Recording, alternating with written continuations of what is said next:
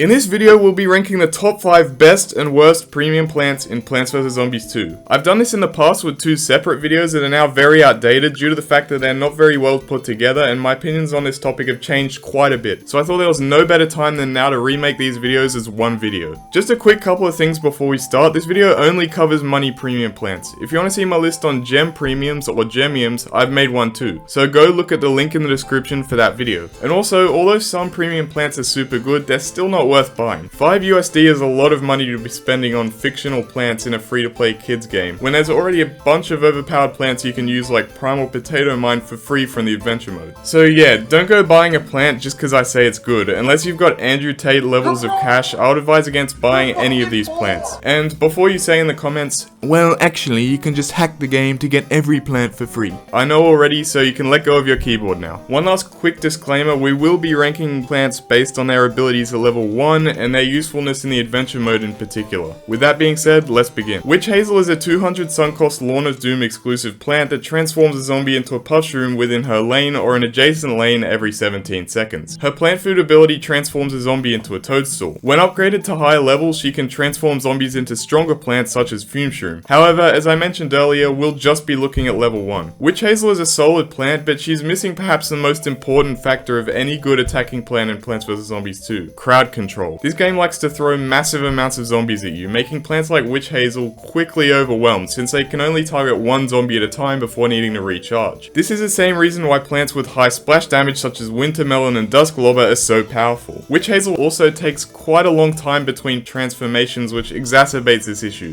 One redeeming factor is that she prioritizes wizard zombies. If she prioritized a more broad range of special zombies like the Data Choke for example, this would be a more notable ability, but since she only prioritizes wizard, this is more niche than useful.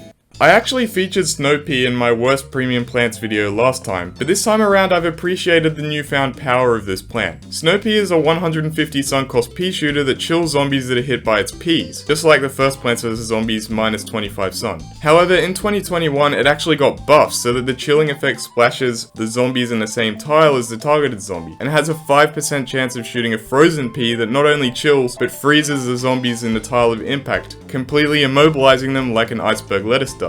I'm not sure if I had even used Snow Pea since it got buffed in my last video, which explains my less than favorable take on the plant. You guys told me in the comments about how good Snow Pea was, and you were definitely right on that one. The same reason why Witch Hazel is bad also explains why Snow Pea is good: crowd control. Snow Pea's chilling effect was nearly unnoticeable before it got buffed because it could only slow one zombie at a time. However, with its added splash and 5% chance to basically shoot an iceberg lettuce, Snow Pea is great at crowd control and stalling, making it a force to be reckoned with. What holds it back from being higher on the list is that it still damages the zombies one by one, and its damage was not buffed in any way, only its stalling abilities. If its damage were buffed too, Snow Pea would definitely be an overpowered plant. Sorry for doing you dirty in the older video, Snow Pea. Escape Root is a 50 Suncost plant that takes 10 seconds to arm before being ready to transform into either a Cherry Bomb, Potato Mine, Grape Shot, or Primal Potato Mine upon zombie contact. If you tap the Escape Root and then tap another plant, the Escape Root will also switch spots with that plant. Despite being a unique and cool enough concept, in practice Escape Root is way too gimmicky to be useful most of the time. I don't think I've ever had a situation where I've been like, damn, I wish I could use an escape route to move this plant. Most of the time it's more optimal to just plant a new plant, not to mention the fact that the levels with minecarts make this gimmick completely useless since you can move them anyway. His lengthy 20-second recharge doesn't exactly help his case either. His whole transforming into an explosive plant ability is also reliant on RNG. 50% of the time he'll transform into a potato mine, which is literally a waste of half the sun you spent on him in the first place, and the other probabilities are 15% for a cherry bomb and 25% for a primal potato mine, which basically just means 40% for a cherry bomb since their explosions are the same, as well as a 10% chance for a grape shot. These all provide good value for the escape route's cost, but it still doesn't make up for the fact that it's far more reliable to just bring a grape shot, cherry bomb, or primal potato mine in the level to begin with. The imitator is a plant that essentially duplicates the plant that you've picked in the previous seed slot for any level. This means that its usefulness is based on what plant you're imitating. If you imitate a pea shooter for example, it won't really be all that useful. But if you imitate a powerful plant that has a long recharge, such as Cauliflower, you're essentially halving the recharge time of the plant, meaning you can save a lot of time and use it a lot more often. Imitator's ability is unique, unlike any other plant in the game, adding to its value and protecting it from the power creep of newer plants that could otherwise make it obsolete. Since Imitator's utility is up to the player, its effectiveness can vary. Obviously, if you choose to imitate Garlic like Pea Shooter, you won't get much value from it. But on the other hand, some of the most broken combos involve Imitator. Like I said, Collie Power, and also Gold Bloom Imitator, which lets you start off the level with an insane amount of sun. Assuming the player uses the Imitator to its full potential, you can't really go wrong with this plant, and it can be a great use of a seed slot. For that reason, Imitator takes the 4th spot. Electric Blueberry is a 150 sun cost plant that summons a Thundercloud every 12 seconds, insta-killing a zombie anywhere on the lawn based on a set of probabilities. It has a 55% chance to target a regular zombie, 40% chance to target a special zombie, and 5% to target a Gargantua. This is a very RNG based plant, and 9 times out of 10 it will target a zombie you don't want it to, or it will target a zombie at the opposite end of the lawn when a zombie is right in front of your house. I think the fact that it can insta-kill a Gargantua makes people overrate this plant just a slight bit. This plant is very similar to the Witch Hazel, having a 50 lower sun cost and 7 seconds shorter recharge time, but a 15 second longer seed reload, and doesn't leave a mushroom after defeating zombies. It's also worth mentioning the Witch Hazel takes 3 shots to defeat a Gargantua, unlike Electric Blueberry's 1 shot. Regardless, it still feels like a worse Witch Hazel, suffering from all of Witch Hazel's weaknesses, including a lack of crowd control and a slow fire rate. For that reason, Electric Blueberry is higher on the worst plants list. Grape Shot is a 150 sun cost plant that explodes and deals massive damage in a 3x3 area after releasing grapes that bounce around a lawn, dealing some additional damage to zombies outside its blast radius. Yes, it's just a Cherry Bomb but better. Similarly to Cherry Bomb, it takes 2 Grape Shots to defeat a Gargantua, but a single Grape Shot will do the job for most other zombies. Cherry Bomb is also already a super strong plant, and Grape Shot is by default an even stronger plant, making it basically overpowered. It does everything really. It crowd controls weaker zombies, it destroys tanky zombies in an instant, its grapes can pick off smaller zombies scattered around a lawn. There's just no reason for Popcat to make an even better Cherry Bomb, well, apart from money of course. They could have at least made it cost more sun so Cherry Bomb had something going for it, but no, this is literally just a direct upgrade with no strings attached. It's almost too good to be true. There's not really much else to say about Grape Shot. It's just a Cherry Bomb with grape shrapnel, and for that reason, Grape Shot deserves its number 3 spot on this list. Okay, put down your pitchforks for a second, hear me out.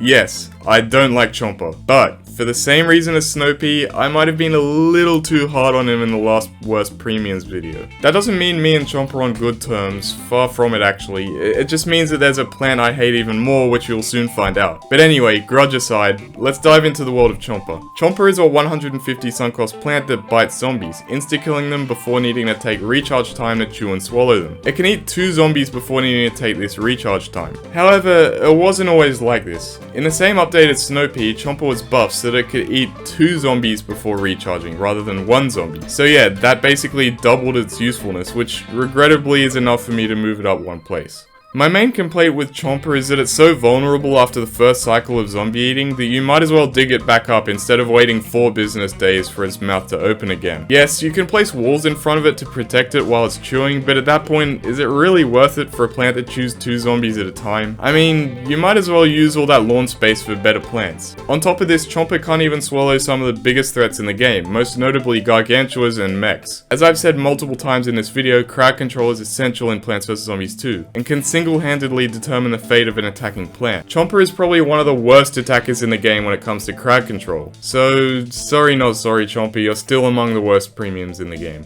Cold Snapdragon is a 150 sun cost attacker that breathes frosty mist in a 2x3 area in front of it, which both deals damage and slows zombies. Yes, this is a direct upgrade to Snapdragon, which is also why it's so good. Much like Grape Shot, this is an absolute, complete, no small text, no terms and conditions, superior plant to its successor. Also like Grape Shot, PopCap didn't even bother increasing its sun cost. Nope, it's just an exact copy-paste of Snapdragon but now chills zombies. When you take the chilling effect of the already powerful Snowpea and Wintermelon and combine it with the already powerful splash damage of Snapdragon, you get one of the most broken plants in the game. Cold Snapdragon's chilling effect and splash damage go together like bread and butter, since slowed zombies have to trudge through the Cold Snapdragon's damage area even longer, something you couldn't even do with the original Snapdragon since its fire damage instantly defrosted chilled zombies. Cold Snapdragon is basically a counter to Plants vs Zombies 2 as a whole, because it both slows down zombies and has great crowd control, negating the fast pace and high zombie counts of the game. Using this plant often feels like cheating, I'm not even joking, it's that good.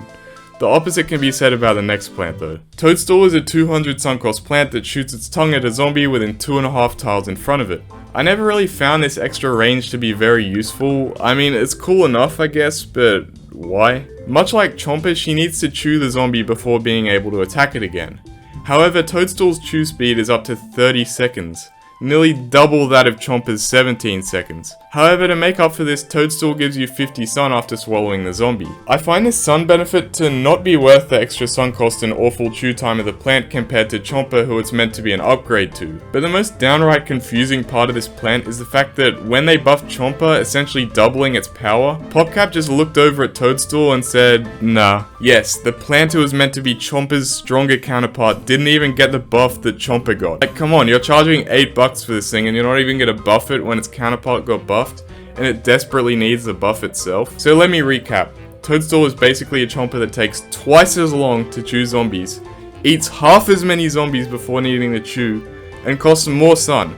All for a couple of extra tiles of range and a measly 50 sun reward after swallowing zombies. In a game where sun production is so rapid and easy to establish, 50 sun is nothing. You might as well just be planting a sunflower and a Chomper in front of it, and you'll be doing way more damage to the zombies, and getting the same amount of sun anyway. Toadstool is by far the worst premium plant in this game. It's rare for me to say that Chomper is a better alternative to a plant, but Toadstool is that bad that it's a downgrade to the Chomper. If they shortened Toadstool's chew time to that of the Chomper's and increased its zombie eating count to 2, then you could make the case that it's better than the Chomper. Still bad and unnecessary, but an upgrade to the Chomper nonetheless. But as it is, man, this plant's in serious need of a rework. Anyway, let's move on so I can get over how bad Toadstool is. Next up is the best plant on the list. Goldbloom is, in my opinion, the best money premium plant in Plants vs Zombies 2. Goldbloom is a free instant plant that gives you 375 sun and has a slow recharge, but is automatically charged at the start of each level.